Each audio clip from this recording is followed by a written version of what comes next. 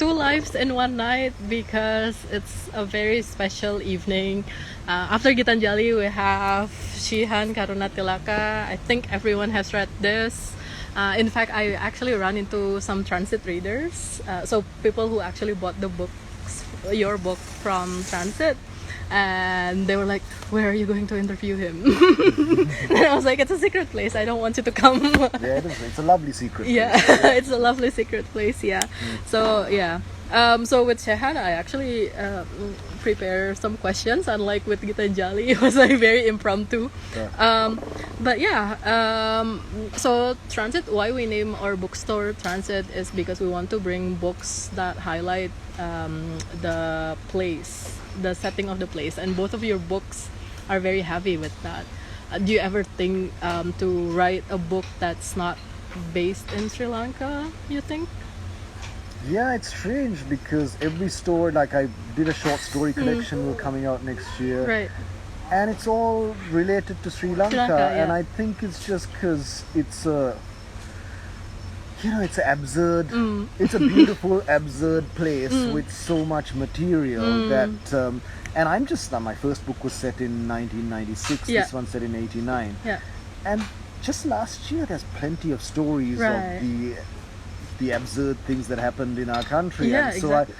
I just think there's plenty of source material, and also maybe, I've lived in London, I've lived in Singapore, and I've tried to write about New Zealand as well. I've tried to write about those places, and for some reason I don't feel I'm entitled to, or I don't know, I haven't been able to. But with Sri Lanka, I feel that no one is telling these stories. These stories are there to be told, and that I have the perhaps the right to do it because I've lived there. And so I feel, if someone from outside comes and criticizes Sri Lanka, we get our back up. But if we're living there, we feel that we have a right to, because we love our country, and when it goes wrong, we see the need to kind of write about it and point these things out. So I don't know, never say never. I'd like to maybe write something. I mean, it's a big world out there, Yeah. but so far, and I'm a very slow writer as well. So Right, 10 years. Yes, Everyone talk about the 10 years gap between your novels.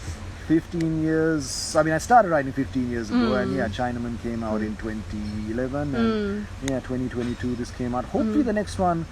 The book has given me the freedom to actually write full time, so maybe this won't take 7 years. The next one, Yeah. but there's an abundance of source material Right. in Sri Lanka, so yeah. When you start writing, did you have an audience or an idea of audience? Do you want more Sri Lankan to read your books, or do you want people from abroad to actually read your book, or not really?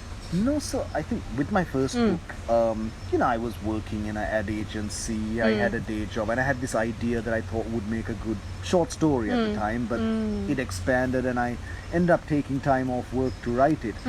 I didn't have any illusion. I mean, you dream, it's going to be published in the UK, America, but there was no basis for it.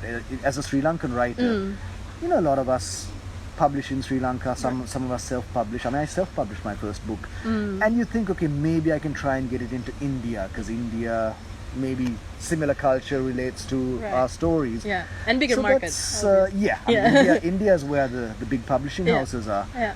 So, with my first book, I thought if I can get this into India, that would be an achievement. But, that got published in the UK, America.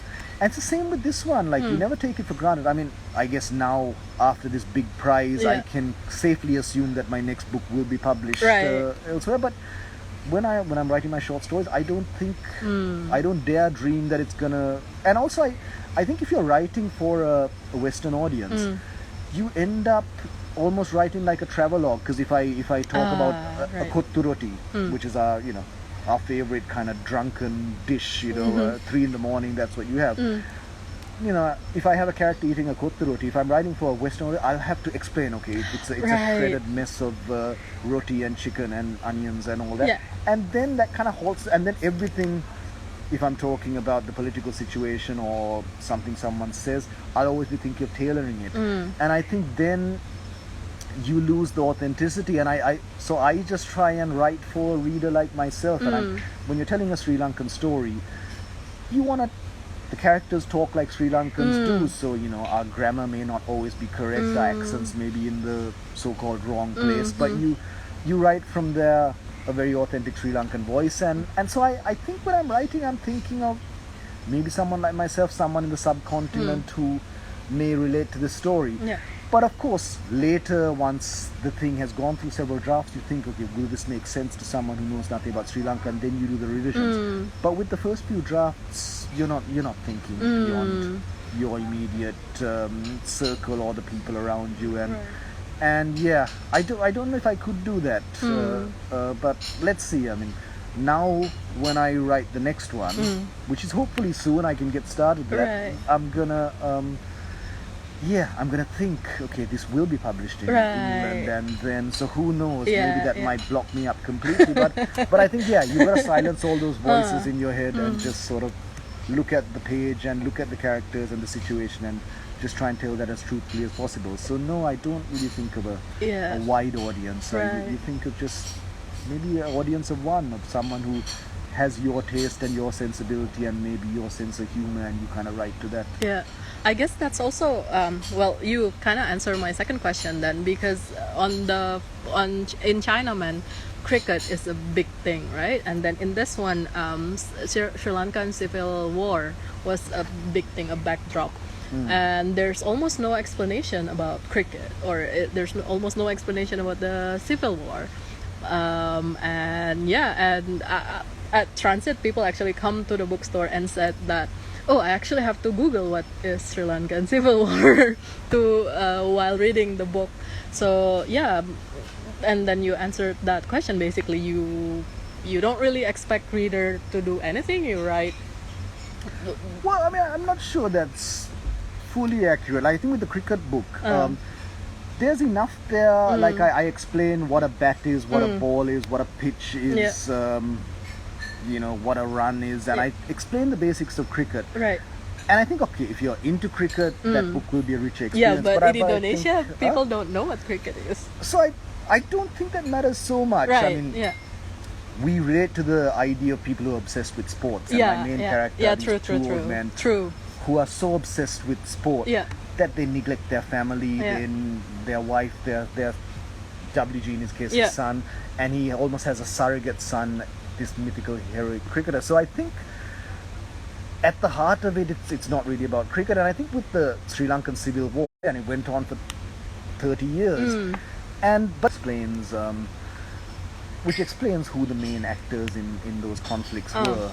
And of course, if you want to go deeper into it, you can Google or go to Wikipedia, and there's plenty of other books that really break down what the civil war is. Situation, it'll be a richer experience, but I think you can still hopefully enjoy the book without having to know that. And exactly, if there's something you're curious about, you can look it up now, and that's what I do all the time. When I was growing up, exactly. Reading the great Jewish novels by Philip Roth and Saul Bellow and Bernard Malamud, and they had lots of Yiddish words and Hebrew words in there, and they don't explain, they don't have a glossary. True. And we kind of, if it's written well enough, you get it from the context. The context. But if you want to, you can go and find it out and all that. I don't think that's such a problem. Yeah, that's amazing. What's your third book is gonna be about? Do you know? Well, it's bad luck to talk about something that hasn't been written. I mean, I believe that. Because in my 20s, when I started writing, that's what I'd write 5-10 pages, and then I'd go and talk to everyone about it. And I'll say, and usually trying to impress girls in bars, usually. And you say, hey, I'm a writer, I've written this thing. And you tell them the basic story, and you're going to get one of two reactions. Either they're going to say, wow, that's amazing, I'd love to read that. And then you go back home with a swollen head thinking, oh, I'm such a genius, and you won't write. Or they'll say, I kind of seen that somewhere before, right? I think that's a bit, that thing doesn't quite work, and then you go back demoralized. And I just think it's bad luck. I think, okay, write the thing, shut up about it, just write. And so I think when I started Chinaman, I was like in my early 30s, and I kind of learned those lessons. I didn't tell anyone I was writing a book, and I researched it.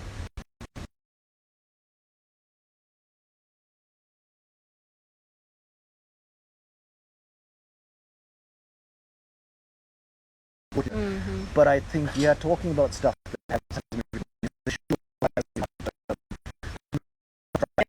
has to live off the fame praise to get all the fame criticism. So I'll just say this much.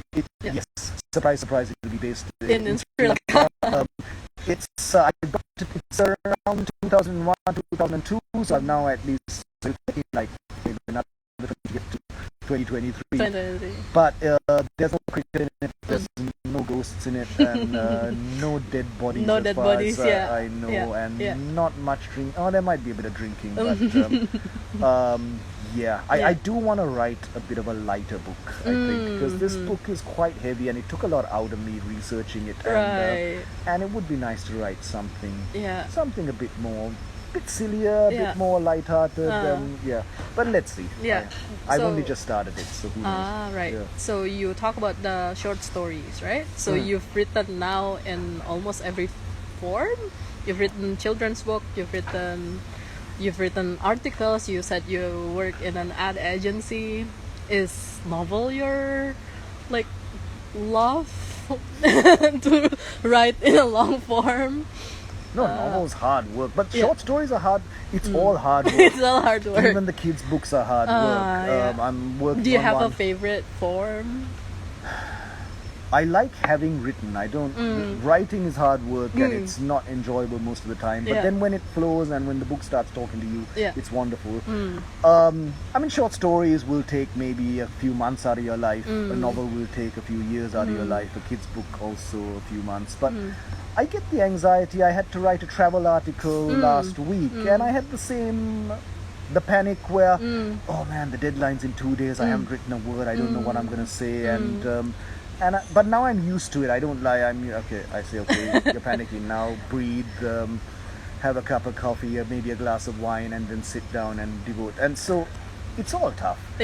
I've also just done a screenplay which got made into a movie that came out about a cricketer called 800. So that's come out. And I mean, there's other forms that I'd like to try, but they're all difficult. Have you written poetry? Not since I was a teenager, no. I mean, I used to write, I used to play in bands and write songs and all that. Maybe poetry is something I might skip. I'm not sure. There are people who are more skilled at that than me. But this is plenty. I mean, I'd like to write. I mean, the short story collection hopefully will be out next year. Okay.